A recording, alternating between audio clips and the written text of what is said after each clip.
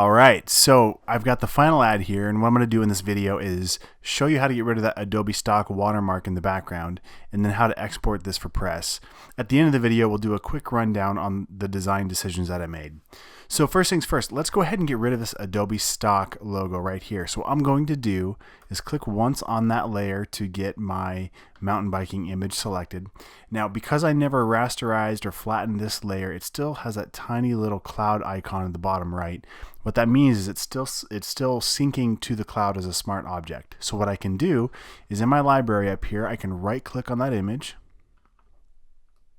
click on license image. Then it's going to ask me if I want to use one of my licenses that I have available. And I'm going to go ahead and click on the OK button. And now it's going to start syncing right here. It'll show a little check mark that this is indeed licensed. And then as soon as it's done syncing, it's going to automatically take that watermark off of my background image. There we go. Just like that, the watermark is gone. I've purchased that image, and now it's going to be a high-res image that I can use when sending this to press. So how do we send this to press? Actually, it's pretty simple. What I do, first and foremost, though, I'll come up here to Layers, and I'm going to click on Flatten Image. And the reason why, I'll go ahead and discard hidden layers here. And the reason why is I don't want the text to accidentally get moved, or I don't want to have to worry about the printer having the right font to print this or anything happening. I want to send this as a flat image. That way there's no chance that anything gets messed up once I send this out. I know that everything is exactly how I want it. So I flatten this image. I'll go to File. I'll go down to Save As. And typically the best file format for print is going to be a PDF in this case. So I'll choose PDF. Actually, in this case, it's Photoshop PDF from my format bar. And I'll just save this right to my desktop for now. And again, it's mountain bike full page ad dash final. I'll go ahead and hit save, making sure that we've got this color profile selected. And that's it. You've just created your first ad. Oh, one more thing here. Let's go ahead and turn off preserve Photoshop editing capabilities. We don't need that in this case, so I'll turn that off. I'll go ahead and hit save PDF.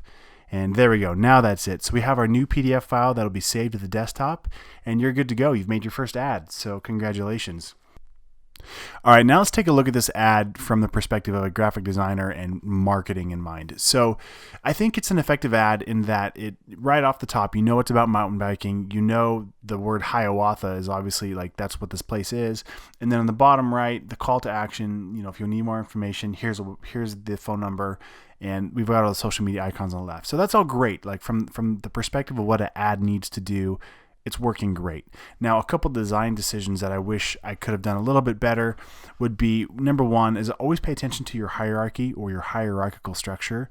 You can't have the same volume on everything, right? So what I mean by that is this title mountain bike is almost the same size as Hiawatha, but there's a conflict here because the word mountain bike is at the top. Reread top down, right, left to right. So since this is at the top, we see that first, but our eye is fighting to want to read the word Hiawatha down here.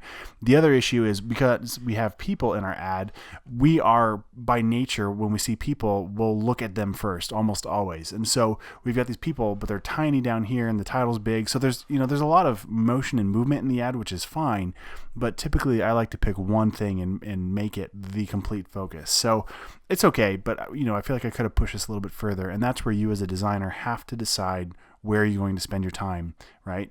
So sometimes budget or timing just doesn't allow you to pursue all of the design looks you want. So anyway, that's how I ended up with this look. And then down here, the rest of it is just making the text fit in a way where you're happy with the negative space and where it lays out. So for example, this chunk of text right here, it flows kind of nicely around where his hand is and where his feet. The negative space is really nice. It's a good balance between the space above this line here on the horizon and the footer.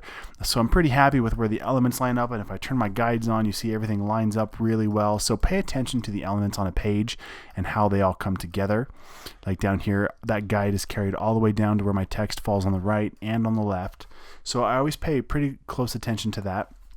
Now I'm aligning this text down here across the bottom guide where my safety is. That logo kind of creeps past it a touch. And this text over here is lined up centered to this logo, just trying to give it as much balance as possible. So these are little design decisions that you'll have to make as you work through things. Don't let stuff just fall on a page and not make a conscious decision about where it's at. Now the other thing I did bring in some custom brushes, and basically this layer right here is just, it's got a light brown texture over the top of my dark brown footer that has kind of a roughed up edge. So that was just using custom brushes in Photoshop, nothing too crazy or fancy.